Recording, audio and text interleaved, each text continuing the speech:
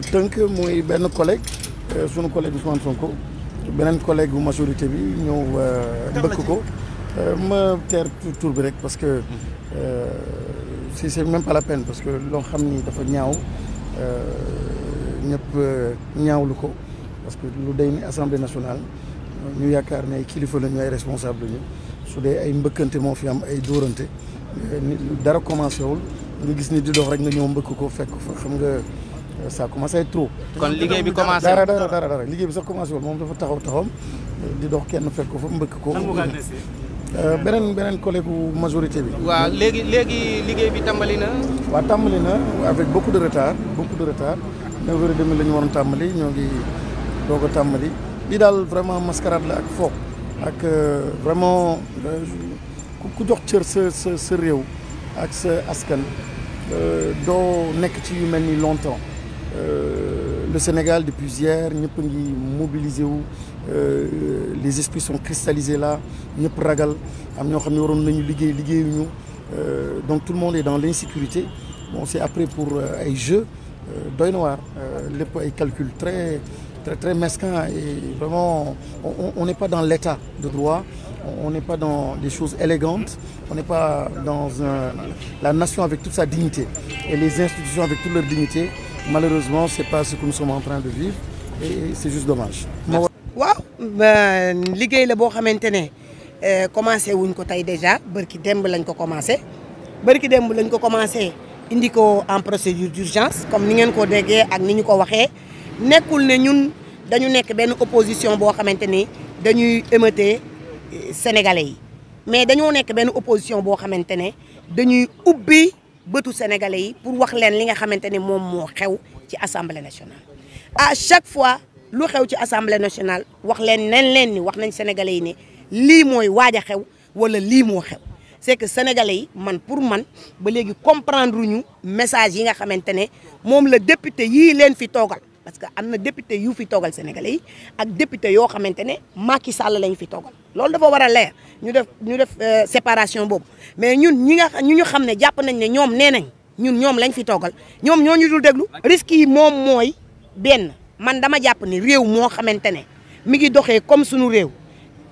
réew maam borom Touba. Cheikh Seydi Hadji Malick maam Limamou Laye maam Baye Niass mi nga xamante ne moo maasale àdduna dem ba Nigéria def fa mboolem kuy taalibe Serigne Touba dem ci géej gi tukki bu sori bi ci sëriñ bu bari bi Cheikh Seydi Hadji Malick mi nga xamante ne moo fi indi miimiya ñooñu ñooy seen dëkk ku fay wax di tudd terroriste xamoo lan moo sooklu Sénégal li gën a garaaw ci loi bi mooy le mot et l'appellation terrorisme parce que ñun ñi nga xamante ne tukki nañu fu sori dem si yenn dëkk yi fréquenter yenn réew yi di ànd ak ñoom di dem si yenn mission parlementaire yi xam nañ nit ñi jóge ci dëkk yi am terroriste ban comportement la ñu am du ñu jot a pastelu bay rosaaw bu dee góor doo jot a def sa ñetti op xob ba koy as parce que xam nga ne réew ma nga jóge terroriste fa nekk moi je pense que parler de terrorisme au Sénégal c'est exagéré. man de gisuma benn discours bu ëpp dama la wax ne la man discours bu ma tenir argumenté ko xam nga fii Sénégal ñëpp xam nañ ne maay daam argument man lu ma tenir rek argumenté ko lii laa la argumenté su fekkente ni sama discours dafa émeuter Sénégal c'est aux Sénégalais et ceux qui m'écoutent ñi nga xam ne dañu may déglu xam nañ man maay Mame Diarra Fam man discours yi may tenir ndax discours buy émeuter la wala discours buy yee Sénégalais te li may wax fii ma taxaw ni ça engage le groupe parlementaire Liberté et Démocratie mooy ànduñu ci loi boobu leneen Ousmane Sonko est un non inscrit ce qu'il déclare c'est ses déclarations li muy wax waxam la moom la engagé man li may engagé li may wax dafa engagé le groupe Liberté et Démocratie te dañ koy mûrir en groupe parlementaire doo koo génne ci presse moo ngi def fii ci loi bi loo xamante ne da leen di xañ jàmm ak salaamatu ci seen i biir kër. kuñ fi jàpp sa doom ba ci yow journaliste bi tey mun nañ la wax ne la kaay yow yaa ñuy cadrer lépp yaay suñu bras droit nga dem di leen ko cadrer. ci bindee lenn loo xamante ne jaaduwul fekk Macky Sall jóge fi ñu maintenir loi bi on va te foutre en prison point final donc na ngeen xam ne te et ça pour bien longtemps nag. li nu bëgg a tënk rek wax leen ko ci olof mooy loi la boo xam ne baaxul loi la boo xam ne suñu seetaanee mu jàll nun li nu gis mooy danañu dem ba parti politique danañu am ñoom sañ-sañu man koo tas ndax ni nu koy tasee mooy nit ki su defee dara bokk ci parti politique loi bi da leen di may ñu am sañ-sañu yóbbu ko ci yoon wane ne attee ko wane ne maanaam lii mu def danañ ko dugal ci wàllu terrorisme dëgg ca ba tas parti politique bi nga xam ne ci la bokkoon. loi la boo xam ne suñu ko bàyyee mu dem danañu àgg ci tey jii nii bu ngeen xoolee dañu wax ne amuñu sañ-sañu déglu ku nekk ci gouvernement ministre amuñu sañ-sañu déglu député mais procureur ak juge mais à part ça li ñuy jëlaat mooy jël ay nit ñoo xamante ne par exemple boo jëlee tey lu mel ne docteur yi dañ leen di déglu maanaam dañuy déglu sëriñ si dañuy déglu ñëpp léegi juge bi am na droit déglu ku ko neex xalifa yi sax bu ko neexee mën na leen di def sous écoute bu amee ci ñoom ay soupçon ci li ñuy wax ñu jàpp ne moomu réew warul la nekkati Sénégal ndax loolu jàpp naa ne Allemagne la amoon ca jamonoy nasiya mais loolu ak démocratie fi mu toll tey mënatuñu nangu lu mel noonu di am ci Sénégal boo jëlee yi tamit li nga xamante ne mooy par exemple tey yow boo defee manifestation même boo demoon demandé ñu may la autorisation ñu wàññee ko ci biir manifestation ba am ay yàqu-yàqu wala dara bu boobaa dañ lay yóbbu directement maanaam comme ab terroriste lañ lay attee bu boobaa léegi mën nañoo dem ba daan la 5 ans yoo xam ne sax da ngay tëdd kenn du la attee ba 5 ans yi lii ñu door a commencé at bu leen neexee ne 10 ans la 20 ans donte dañ la may autorisation pour nga def marche su fekkente ne amoo marche yi tamit nga ne nit ñi wuy si leen ma opposition pour ñu marche bu boobaa mën nañ laa wax ne maanaam appel à l'insurrectionnaire su ko defee yóbbu la ci yoon man laa attee comme ab terroriste ñu jàpp ne Sénégal war na passé lool te lii lépp li ko waral du lenn lu may bëgg 3e mandat rek moo ko waral ndax am na lu amoon ministre de l'intérieur à chaque fois ci discours am bu ngeen dégloo baatu terrorisme rek la doon utiliser baat boobu mu doon utiliser nag tey moom la ñuy jël tey bëgg koo yoonal pour que ëllëg ñu mën a dal ci kaw askan wi man leen a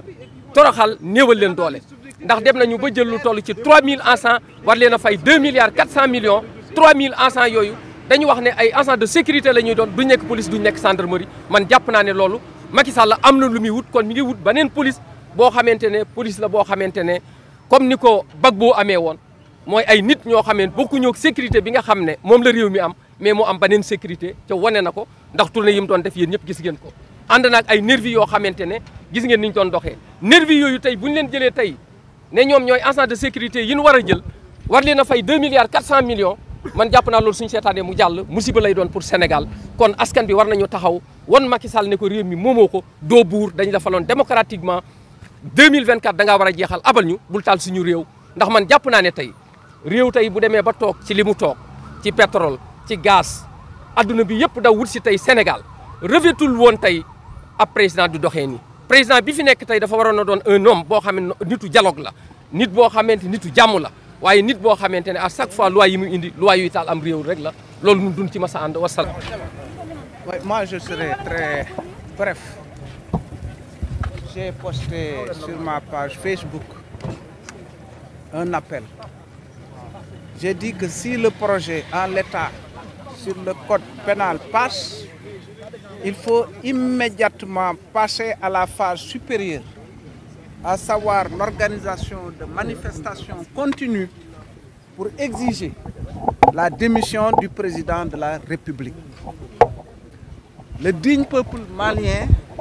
ne devrait pas être plus digne que le peuple sénégalais. Manifestons jusqu'à l'abandon de ce projet par le pouvoir de Macky Sall ou alors par l'abandon par Macky Sall de son pouvoir. Je vous remercie. Dugg Sall Ndeye Sylla daf ñuy toog ñu dox ko amul neexal fii suñu assemblée nationale kenn mënul dox ñu ko mais yow da ngaa bëgg ñu jàmm tey amul jàmm waay kii moomu yow bu dem man wax naa la bu dem sama loxo boo ko demee boo rombee sama loxo kii waa quoi yoon moom mais taxawal fii sama ginnaaw taxawal fii ba ma bàyyi leen ngeen parce que moomuñu ñu quoi non ça suffit largement moomuñu ñu si ne suffit pas ñu teg ñu ay loi yoo xamante ne kenn dootul wax kenn dootul def commencé bu ñu tam kii di génn fekk saaga nit di wax ah non waaw monsieur Manga fekk monsieur Manga lu yaa donné ça fii tàggat ne wu fii ñun opposition bi jàpp ñu commandant.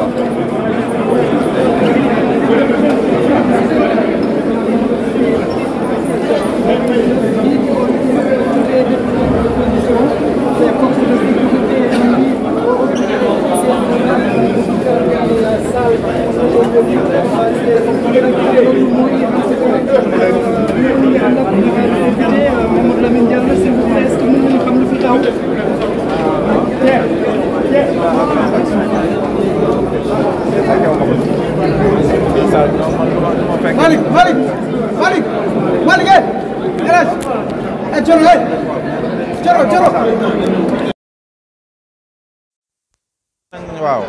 peut-être jotante nañu laalante mais loolu moo fi xew c'est pas la première fois hein parce que commission bi Djibril War ñëwoon na fa di saaga suñu député donc ñoom provocation bi ñoom ñu ngi koy dawal quoi ñu ngi koy dawal ñu ngi dawal provocation bi gis nañu waaw dañu ñëw commission Djibril War moo ñëw commission ñëpp fekkee ko mu traité suñu député yi de caga astafurlaay loolu la fa def c'est de la provocation.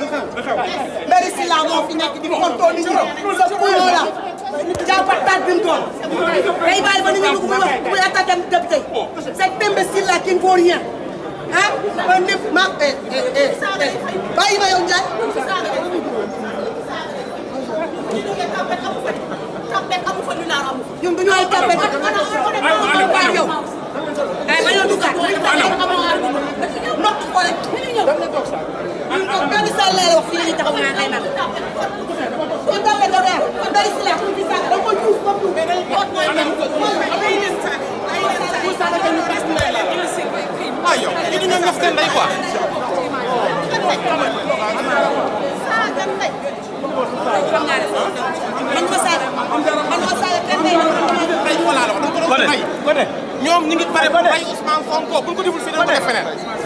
ñoom sama la nekk séance bi du am tey du am te ëllëg ñu ay doomu xaj lan xam na ni wër na ne Ousmane Sonko bu fekkoon te ñun gën ñoom ñoo ko ñuy teg seen